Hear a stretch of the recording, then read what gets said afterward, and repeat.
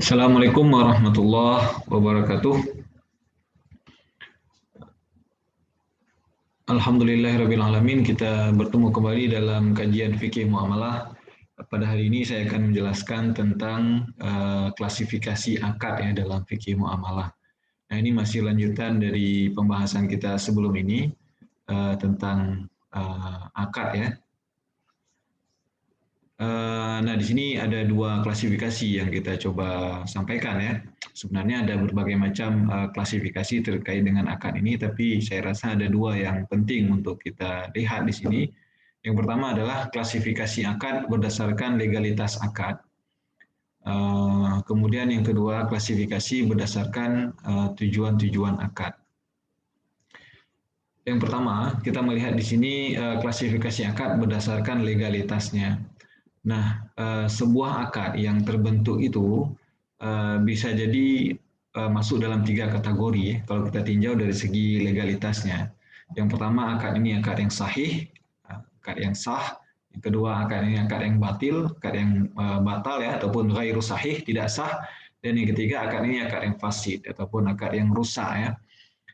Nah, yang pertama akad fasid, akad sahih ya. Akad sahih di sini adalah akad yang telah memenuhi segala rukun dan syarat yang ditetapkan oleh syarak.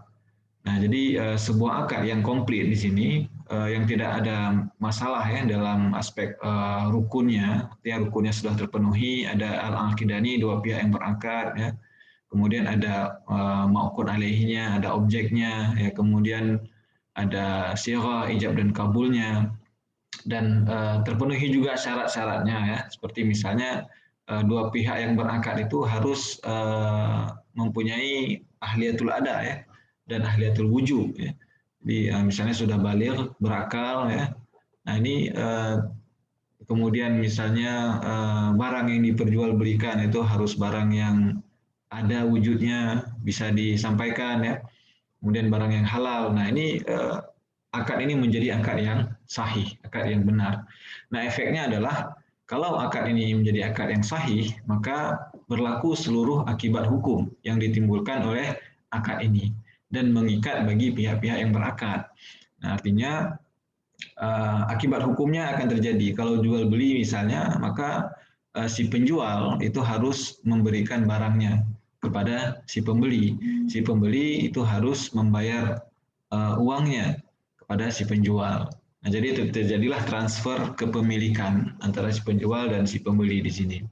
Dan ini mengikat bagi pihak-pihak yang berakad. Ya, tidak bisa dibatalkan begitu saja ya, kecuali ada kesepakatan nanti oleh pihak-pihak yang berakad ini. Nah, yang kedua adalah akad batil ya. Akad batil ini adalah akad yang tidak memenuhi salah satu rukun ataupun ada larangan langsung dari syarak ya. Nah, seperti misalnya dua pihak yang berakad. Nah, salah satunya ternyata orang gila. Nah, ini tidak memenuhi ataupun tidak ada cuma sebelah pihak saja akadnya. Nah, jadi ataupun kita berakad jual beli pada barang yang diharamkan oleh syarak. Misalnya minuman keras.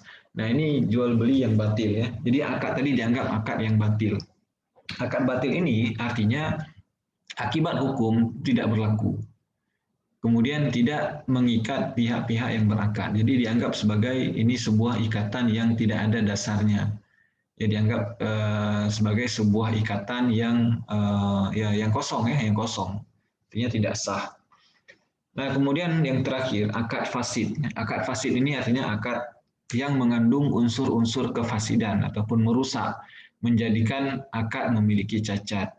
Nah, di sini mungkin ya terpenuhi segala rukun, tapi ada kurang dari segi syaratnya.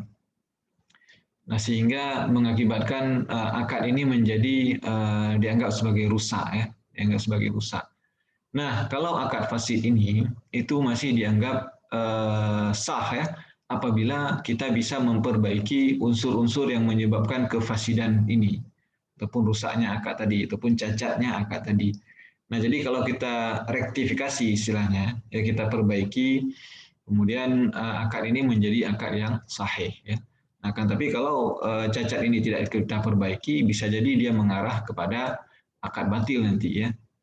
Nah, jadi pihak yang berakad harus melihat di sini unsur-unsur kefasidan ini yang dapat merusak akad tadi dan menyepakati ya harus diperbaiki bagaimana sehingga bisa menjadi sebuah akad yang sahih.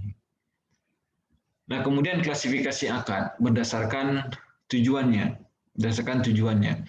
Nah, kalau kita melihat di sini ada berbagai macam akad yang diakui di dalam fikih muamalah ya.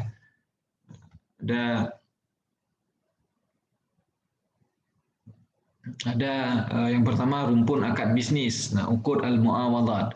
Nah, di sini ada terjadi pertukaran. Ya, muawadat itu artinya ada terjadi pertukaran antara pihak-pihak yang berakad ya. Misalnya akad jual beli. Nah, itu akad jual beli kita menukar barang dengan barang ya.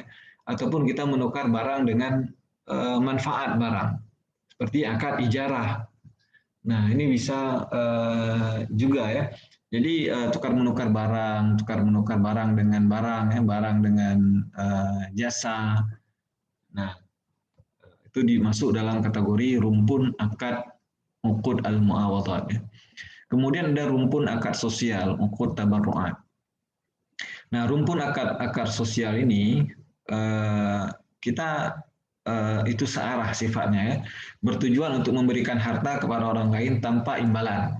Jadi atas dasar sosial, seperti misalnya akad qard, akad hutang ya, pinjaman, hibah, hadiah, sedekah, infak, zakat dan wakaf.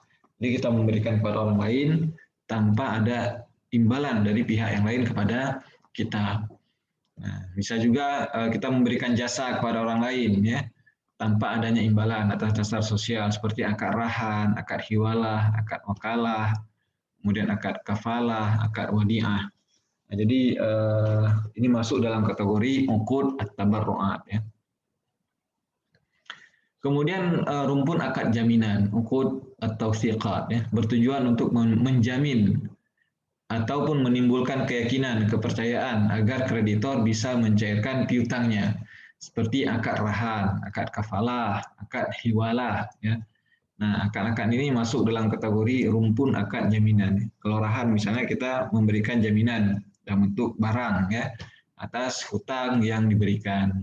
Kafalah kita memberikan garansi ya atas hutang yang diberikan. Bisa garansi orang, bisa garansi barang ya, bisa garansi surat kepercayaan ya. Kemudian hiwalah, hiwalah ini kita mengalihkan ya, hutang kita kepada orang lain. Nah, ini masuk dalam kategori rumpun akad-akad jaminan. Kemudian rumpun akad pemberian wewenang, uqud al-itlaqat, bertujuan untuk memberikan kewenangan ataupun kekuasaan, otoritas kepada seseorang untuk melakukan hal tertentu.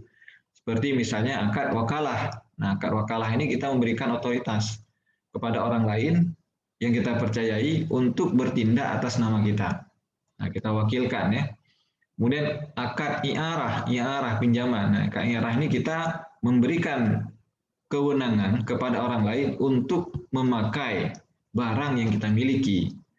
Nah, ya, misalnya saya ada mobil, saya pinjamkan kepada teman saya, i'arah itu namanya. Jadi dia bisa memakai mobil saya karena sudah saya pinjamkan. Nah, wewenangnya saya alihkan ya untuk sementara. Kemudian ada rumpun akad bagi hasil. Ini masuk dalam kategori uqud asyirkah.